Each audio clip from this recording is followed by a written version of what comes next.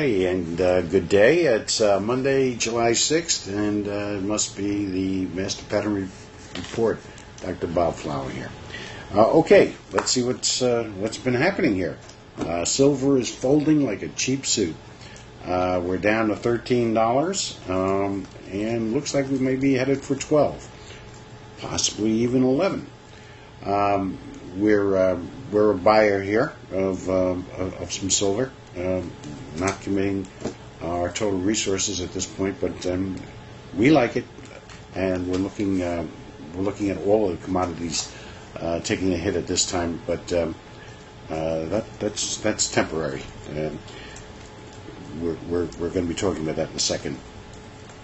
The dollar is really starting to wane now. It's having some trouble. It's up, it's down, it's up, down, and it seems to be getting weaker.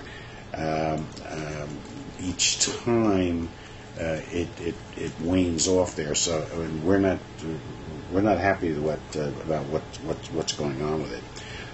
The yen is stronger, and will continue to at least to be so at least till the third week in July. So this may well mean that the stock market, S&P, is also going to be weak going into from now through the third week in July.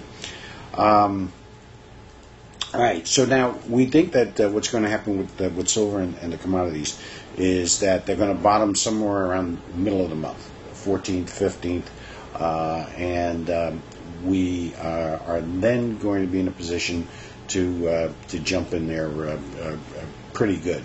Right now, I'd say the odds are 3 to 1 that's going to happen. By the way, you may want to take a quick look at Ford Motor Company. We had taken a position in Ford at the end of last year, and it's down. It's under $6 now. But maybe for a quick play, I would say odds are 2 to 1 that Ford might make a move up to around $8.50, $9 before the end of this year. And don't be surprised if it jumps up even better than that. A lot of resistance to General Motors and the union and government takeover. Okay? And by the way, Ford is working on that Volt all-electric car, and if they manage to pull it off over the next 9 months, I think you're going to see a nice little run on Ford. We're holding our position. We've got a good position with Ford, so we're holding that. All right, let's see what else is going on around the world here.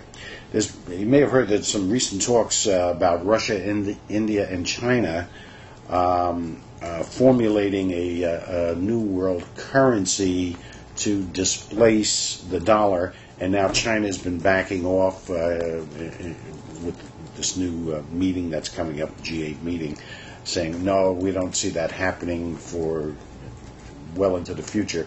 Don't believe it. They're hard at work. The three countries are looking to put something together that's going to take the place of the dollar as the world standard, and the world is open to this, world currencies. The only ones who are really behind us for now are South Korea and Japan. They're the ones that are buying our debt, along with the other three. But the other three are fed up. They don't like this monetizing of the debt, just printing money, and they're getting very leery. They're getting tired of it. They think that it's a formula for disaster, and quite candidly, behind the scenes, they don't think that the administration knows what it's doing. They think they're flying by the seat of their pants, and that Congress is just a bunch of boneheads that got us into this trouble, and there's no way that they know how to get us out of it. But we knew that a long time ago. It's just that it's coming to the surface right now. So if this happens, and it may come as a shock, may come as an announcement like that, the United States economy is in serious trouble.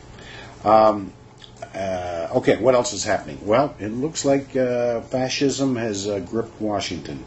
We're ending up with this too big to fail scenario being carried to all kinds of extremes now, and regulations and things of this sort. And it's more government involvement and takeover and joint venture with corporations, these larger corporations.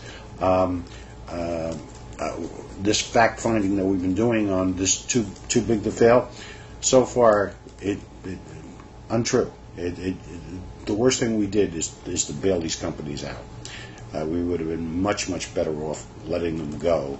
It would have cost us, in the end, a lot less money.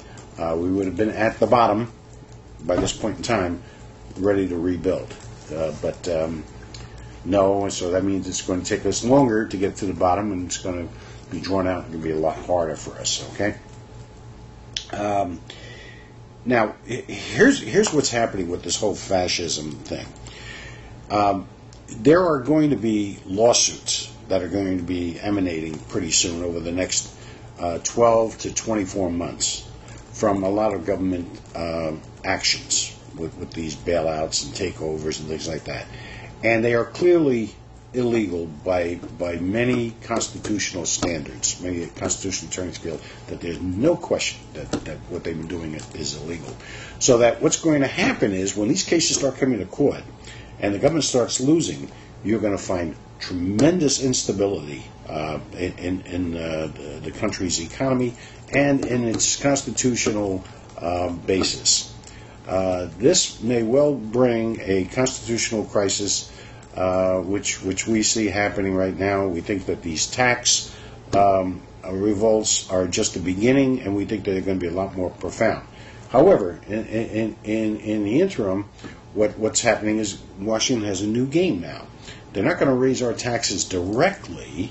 What they're going to do is they're going to sort of mandate it through the states. They're going to put the heat on the states and make the states raise our taxes, and then the federal government will impose more taxes on the states themselves, state institutions, state governments, and collect additional funds that way. So watch out for that little trick. And of course, what's been behind this is this new mantra that we hear from the government about they want to level the playing field. That's fine, but how are you going to do it? You're going to give from those. You're going to take from those who have, and give it those who do not. It hasn't worked in the history of the world. It's never worked. What makes them think it's going to work now? There's no way, folks.